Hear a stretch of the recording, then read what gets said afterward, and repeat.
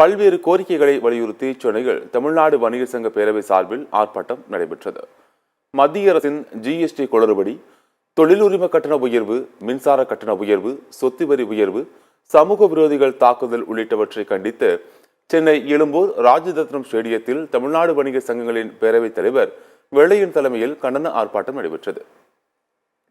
மாநகராட்சியால் தற்போது இயற்றப்பட்டுள்ள தொழில் வரி உரிம கட்டணத்தை ரத்து செய்ய கோரியும், ஊரக உள்ளாட்சி துறை மூலமாக 2023 கட்டிட உரிமையாளர் வரி கட்டினால்தான் வணிக உரிமம் பெற முடியும் என்ற சட்டத்தை ரத்து செய்ய கோரியும் மற்றும் நெடுஞ்சாலைத்துறையினர்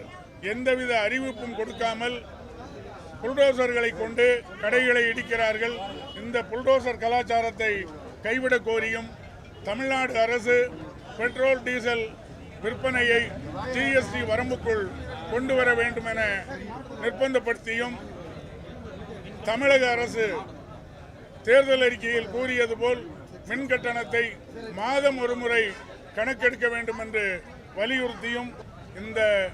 மாநகராட்சி பகுதிகளில் நள்ளிரவில் கடைகளை இடிக்கும் செயலை நிறுத்தவிட்டால் எங்கள் வணிகர் சங்க பேரவையின் அடுத்த போராட்டம் சென்னை மாநகராட்சி ரிப்பன் கட்டிடத்தில் முற்றுகை போராட்டம் நடத்துவோம் என்பதையும் இந்த ஆர்ப்பாட்டத்தின் மூலம் தெரிவித்துக் கொள்கிறோம்.